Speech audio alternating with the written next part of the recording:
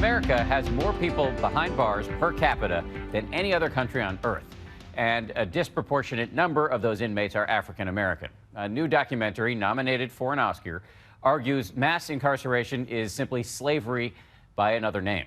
Tonight, my Nightline co-anchor Juju Chang sits down with the film's director. We now have more African Americans under criminal supervision than all the slaves back in the 1850s. Mass incarceration as modern-day slavery.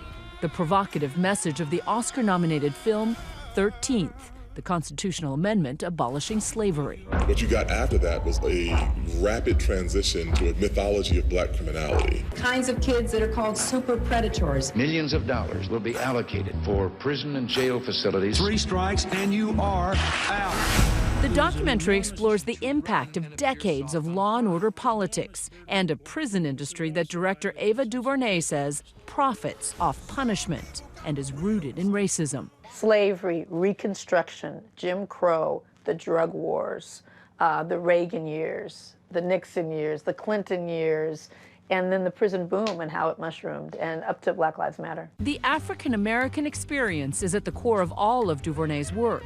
Now one of the most powerful women in Hollywood. What happens when a man stands up, says enough is enough? Her critically acclaimed movie, Selma, nominated for a Best Picture Oscar. I enjoy my days. I'm living my dreams. Duvernay grew up just miles from Hollywood, and yet a world away. In Compton in the 80s, gang violence, racial tensions, and harsh policing an everyday reality. What was your relationship to the police? Most people grow up and they think, you know, when they see an officer, they think safety, they think protection. I never thought that. I always thought fear. I started to put that fear of police and what I'd learned about the legacy of marginalized people together. Her personal history infused in her latest film released on Netflix. 1 out of 4 human beings with their hands on bars, shackled, in the world are locked up here in the land of the free. 2.2 million people are behind bars in the U.S., nearly 60% people of color. Shaka Senghor is one of the chorus of voices advocating prison reform in the film. As a teenage drug dealer, he shot and killed a man. I'll never forget those times, constantly reminders. Today, he says he is filled with remorse. Of the 2 decades he spent in prison, his nearly 7 years in solitary, he says, were akin to torture. And it was by far the most horrific and barbaric experience I've ever encountered in my life. The smell, you know, the horrible smell of human defecation and urine and despair and hopelessness. He says this letter from his oldest son while in solitary was a ray of light in the darkness. I pray and pray and pray one day our prayer will come true and we'll be together for life. Now a best-selling author, Shaka says prisons are filled with young black men who are rubber-stamped through the system, a point the film echoes.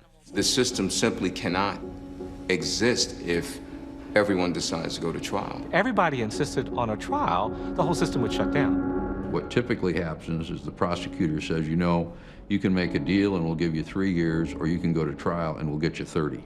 So you want to take that chance, feel free. Nobody in the hood goes to trial. 16-year-old Khalif Browder was a classic and tragic case in point. Khalif was charged with a crime, a really petty crime that it turns out he didn't commit.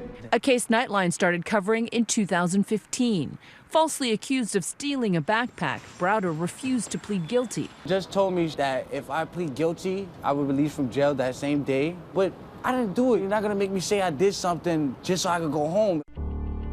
Since his family couldn't afford bail, he ended up in New York's notorious Rikers Island jail. That's him on the floor, beaten by a gang of prisoners, captured on surveillance video obtained by the New Yorker magazine. It was like hell on earth. We were beaten, stomped by the correction officers, and they was just beating on me. They was just beating on me. Without ever being given a trial, never convicted of a crime, he spent most of his 3 years behind bars in solitary confinement. Until finally, all charges were dropped. But the psychological trauma had taken its toll. Within 2 years, he committed suicide. He was 22. How many Khalif Browders are there out there? I just feel so strongly that he was a martyr for this cause in some ways. His voice for a very clear reason, rang out. And I think his reason was to shed light on this epidemic. Duvernay acknowledges that politicians from both sides of the aisle have evolved in their thinking. It was an enormous burden on the black community, but it also violated a sense of core fairness. But she expresses serious concerns about our new president, citing his response to the 1989 Central Park jogger case. In the Central Park jogger case, they put 5 innocent teens in prison because the public pressure to lock up these quote-unquote animals was so strong. You better believe that I hate the people that took this girl and raped her brutally. You better believe it. Donald Trump wanted to give these kids a death penalty, and he took out a full-page ad to put the pressure on. These children, 4 of them under 18, all went to adult prisons for 6 to 11 years before DNA evidence proved they were all innocent. Even though their convictions were overturned and they were given a $40 million settlement from the city, just weeks before the election, Trump doubled down, telling CNN the fact that the case was settled with so much evidence against them is outrageous. The Central Park 5 case was a case that we used to really examine that myth of criminality, and it was exacerbated by these hysterical voices such as Donald Trump at the time. A lot of people point to that, though, as a racist act. Oh, sure, of course. Yeah, absolutely. It was an early indicator, and he's done nothing but be consistent in his views and in his rhetoric. Do you think Donald Trump's racist? I think he is.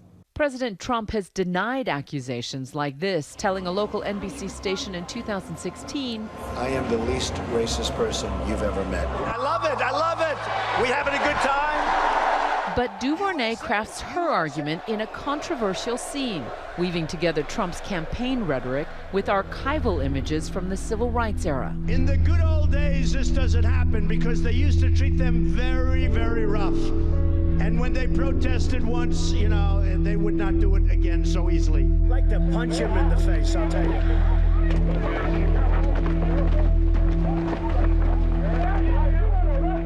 I love the old days. You know what they used to do to guys like that when they were in a place like this? They'd be carried out on a stretcher, folks. I am the law and order candidate. It's the same rhetoric, it's the same racist language, it's the same toxic environment that he created at those rallies. Her point may be up for debate, but few deny the nightmare of mass incarceration, a dark truth that Duvernay may spin into Oscar gold. For Nightline, I'm Juju Chang in Los Angeles.